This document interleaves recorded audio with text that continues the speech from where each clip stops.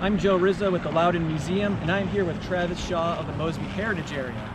And what we're doing today are going to particular grave sites at Mount Zion Community Cemetery, focusing on some individuals who are buried here, some of their stories and what it meant more broadly for Loudoun County and Virginia. And right now we're focusing on the Civil War and particularly U.S. colored troops. And for both the Confederacy and the Union Army, both the armies and the administrations, they realize slavery is something that is either essential, one way or the other, to their war efforts. For the Confederacy, they continuously pass policies to try to keep slavery intact to support their Confederate war effort. And for Abraham Lincoln, as the war continues on and extends longer than he envisioned, he starts to see slavery as the reason of how the Confederacy is still supporting the war. So there's various acts, from militia acts to conscription acts to contraband acts that are passed that start to erode the institution of slavery. And by 1863, he starts looking more seriously at U.S. colored troops as an option to continuously fill the ranks of soldiers who are being wounded and dying during battle. And it's not just something that Lincoln comes up with. Enslaved people are forcing the issue as well. As Union armies are going into Confederate states, enslaved people are fleeing their farms and plantations to the Union Army looking for freedom. So this self-emancipation is forcing Abraham Lincoln to adapt policies to adjust to increasing the number of enslaved people coming into Union camps.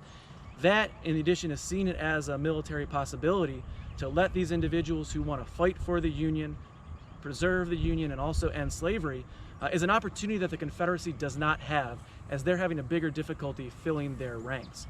And there's several U.S.C.T. troops from Loudoun County that join at various times throughout the final 2 years of the war. And here at Mount Zion, there are 4 in particular that are buried. And Travis, you were going to mention a couple of their units and some of their individuals. Yeah, so we have 3 individuals who fought in the Army as United States colored troops, and then 1 individual who's buried here who was a member of the United States Navy during the war. The Navy also took tremendous advantage of African American manpower to keep its ranks full during the war. So just in particular, we have 2 gentlemen here. This gentleman served in the 1st United States colored troops. That was a unit that was primarily raised and recruited in the area around Washington, D.C. So many of the local Loudoun County African Americans who serve end up in the 1st United States colored troops. Over here we have an individual who served in the 39th U.S.C.T., which was recruited primarily in Maryland. Now, Maryland's kind of a special case. It is not subject to the Emancipation Proclamation, so slavery continues in Maryland. Because even though it is still a Union state, it continues until the Constitution of 1864. But despite that, they're still recruiting African Americans, both free and enslaved, for the war effort there. There's another gentleman buried just a few rows back who serves in the 5th Massachusetts Colored Cavalry. Now, all 3 of these units, the 1st, the 39th, and the 5th Massachusetts Colored Cavalry, will play an integral role in the closing stages of the Civil War. All 3 of these units are going to be present at the Siege of Petersburg, one of the last major campaigns in the Eastern Theater. In fact, both the 39th and the 1st will take part in the disastrous Battle of the Crater, in which a hole is blown into the Confederate lines using an underground mine and tons of gunpowder.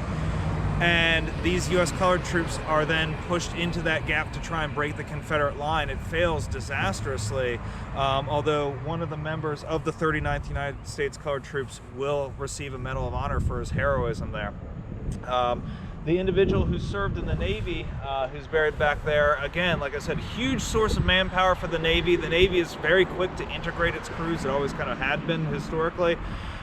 This particular individual serves as part of the Potomac River Flotilla, so gunboats on the Potomac River interdicting trade between Maryland and the southern states, capturing Confederate agents, capturing supplies, medical equipment that's coming back and forth across. So not necessarily a frontline role, but a vital role towards the Union war effort.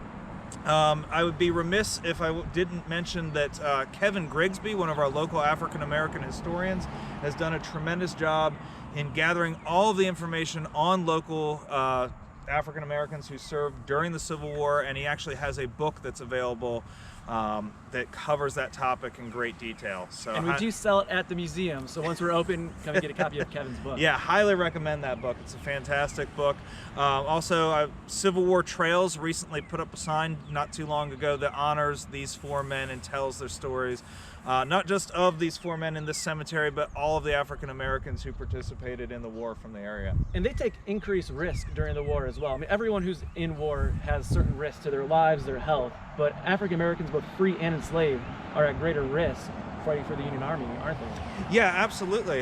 You know, especially particularly early on when these African American troops first start fighting on the front lines, they run the risk that if they are captured by the Confederate Army, sometimes they are sold back into slavery. Sometimes they're executed summarily. I mean, there's the case of Fort Pillow or Saltville. You know, there's several instances where that happens. A lot of times their white officers are treated very much the same. So it is an increased risk that these men are taking, but it's, you know, certainly a tremendous part of the Civil War story here in Loudoun County, here in Northern Virginia. Great, thank you, Travis. Cool, thank you.